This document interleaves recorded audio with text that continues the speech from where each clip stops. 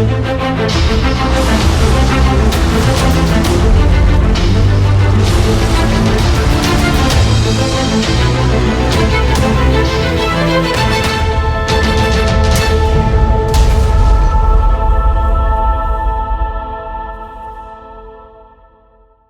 class, I hope you're doing well. So far we have talked about knights, kings, lords, ladies. It's time to talk about daily life for average people in the Middle Ages. What did the vast majority of people do from day to day? How did they live their lives, and what was important to them? So it is very important to note that we are leaving the Low Middle Ages and are going to talk about the High Middle Ages. And these periods are radically different. The Low Middle Ages was right after the fall of Rome, when you had a lot of different migrations and invasions in Europe. And the High Middle Ages is when more things are stable, and it's really like the medieval golden age. Christianity is accepted as the new norm in Western Europe, and these invasions and wars are slowly winding down, and you really have a much more stable society than the early Middle Ages. And the new power base is the Western Catholic Church and the Frankish kingdoms that developed out of Charlemagne's massive kingdom. So by the year 1000, Christianity, in particular the Catholic Church, really is the normal religion of Western Europe. Now, there's still some violence and conversion efforts in the north and in the east. However, when it comes to Western Europe, places that will become France, Germany, Italy, Spain, the Catholic Church reigns supreme. Europeans throughout the Middle Ages had a very low literacy rate, especially compared to those of the Roman Empire. And due to this low literacy rate, this gives the Church a lot of authority in medieval life. So if you were an illiterate commoner during the Middle Ages, you really need a middleman to understand and to get the words of God. You cannot read Scripture for yourself. So you're going to Mass, you're listening to the sermons, and that really is your vehicle for salvation. And this gives the local Catholic Church, the priest, a lot of authority over the Bible. If you had questions about your faith and about Scripture, you would have to have that middleman, because you could not read the Bible for yourself. Due to the fact that they couldn't read, didn't mean that they didn't understand the faith or were not smart.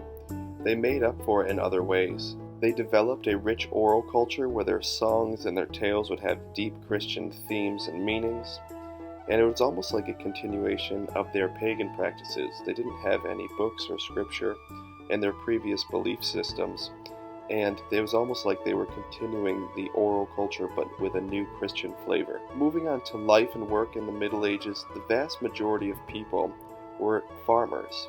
They lived in small agricultural societies, usually clustered in villages, and they would have their pastures and their fields all around their village.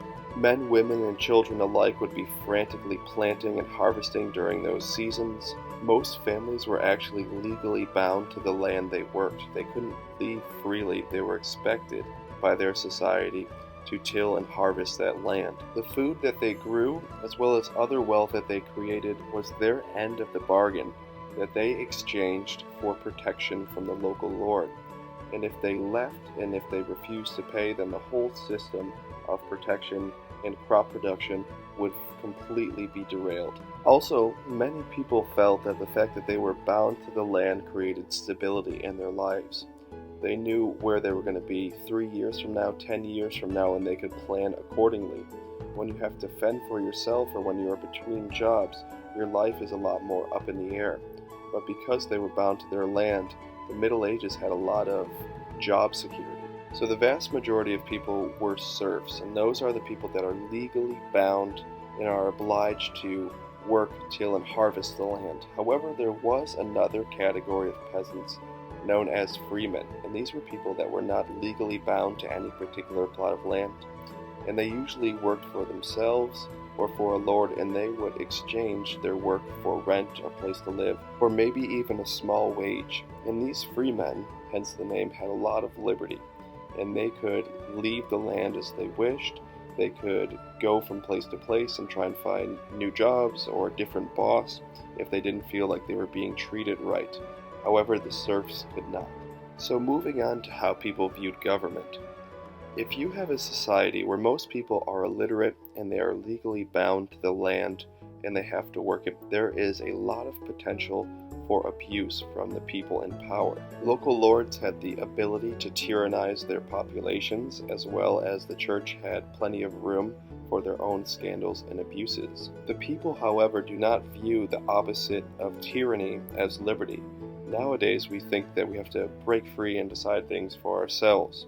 However, they believed that the opposite of tyranny was legitimate authority for the common good. They believed a honest, noble, good lord or a king or an honest priest could do more good than, say, people trying to work in their own self-interest.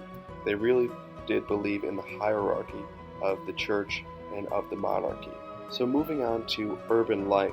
Urban life was not the dominant form of lifestyle in the Middle Ages, largely because it required a bit of wealth. European cities at this time were very small relative to the Roman and Greek world, and if you wanted to live in the city, you had to produce some good or service that would allow you to have a wage. After you had produced that good or service and had been paid your wages, you could then exchange those wages for the basic necessities of life. People on the farms were mostly growing things themselves. They would make things themselves, or they would have things purchased and bought by their local lord, and they didn't really have to worry about wages or exchanging or trading. So people in the cities really had to have a lot of skills and a lot of know-how in order to get by. And what you have developed is very crammed streets, where at the first floor level, at the street level, you would have lots of shops and different services and goods being offered for sale, and at the second story level you would have people living. So most families in the cities would have their store or their shop in the first floor of their house, and they would live on the second floor and try to sell or earn a wage. It is also from the cities that you have the guild system develop. And guilds were professional organizations that trained new artisans or skilled workers and protected their professional interests such as prices, labor, supply, or quality. You really could have a guild for any profession in the Middle Ages, from being a baker to being a blacksmith to being even a painter. If you wanted to join a guild and learn a skilled profession, you would first have to find a guild-approved teacher. You would then work for little to no wage. You might just have your basic lodgings paid for, and you would exchange your labor for the knowledge that guild would teach you. Once you graduated from being an apprentice and you proved that you were proficient in your profession and in your craft, you would move on to a middle stage called a journeyman. So journeymen were really in the middle between an apprentice and a master, and they could take on their own customers and do their own work. However, because they weren't completely graduated from their guild and their profession, they still had to give some of their earnings to a master who was still teaching them the final teachings of their profession. When one of the masters of the guild decided that their journeyman was ready to graduate to become a master, what they would require of them is something called a masterpiece. And this is something that the journeyman would create or do that proved that they were truly proficient and had mastered all the techniques of their profession. The guild would then examine that masterpiece, and they made sure that it was up to quality standards, and also sometimes that it wasn't too good, because they didn't want to be put out of business if they made this guy a master. And once you were a master and had graduated, you could open your own shop, you could take apprentices and journeymen, and you also would get higher earnings. So moving on to marriage in the Middle Ages.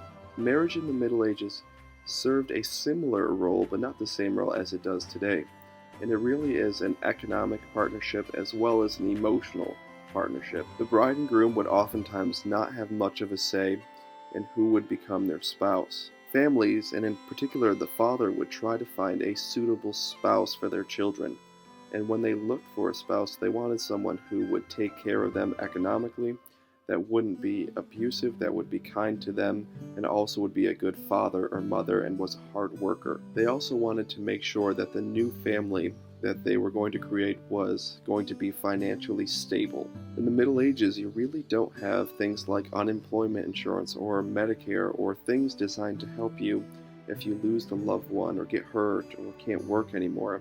So what you would have to do as a family in the Middle Ages is make sure that no matter what, that you would do the best to make sure that your child was okay And one of the ways that you did that was by making sure that they married well. So another way that families would make sure their children were safe and happy in the future was the dowry. Dowry was a gift from the husband and the husband's family to the wife and the wife's family, which secured that she would be financially set, hopefully for the rest of her life. And this could have been land that was given to the new couple, furniture, or some kind of precious items that were given to the new couple to make sure if the husband died, which often did happen, that wife would be okay until she remarried. Love and romance was a factor, but it wasn't the main factor in creating new marriages. It was actually believed that people would fall in love after they were married sometimes, that they would learn to love each other and appreciate each other over time. So moving on to health in the Middle Ages, health was a significant issue, and it impacted women more than men, largely due to childbirth. Had a 50% chance of making it to adulthood, and those numbers do include childhood and childbirth deaths. Now, 50% of children would die between newborn and the age of 4, and if you made it past your 20s, there's a good chance you would live to a long old age. Medicine was very simplistic back then. Doctors believed that there were 4 liquids in the body, and that illness was due to an imbalance in these liquids. So sometimes what they would do is they would actually cut you, make you bleed, and they would drain out things that they thought were in excess in the body and causing the imbalance. If you lived in an urban area, there was a lot of waste and a lot of germs to worry about. And this is one of the reasons why Europe has a beer culture. It's because the water wasn't safe to drink in urban areas, and when you brewed beer and other alcohols, it actually sterilizes the liquid, and it was safer to drink than the water. So due to the lack of medicine and sanitation, women and children would die at a higher rate than men, so it was very common for men to marry more than once. Women oftentimes would have one, if not a few of their children die in early childhood. Now, if you think about how this impacts a society, they're really focused on the afterlife and their deep faith to get through it. So I hope you enjoyed this video. This is just a very large overview. There's a lot more to learn, and I will see you guys in class. Thank you for watching.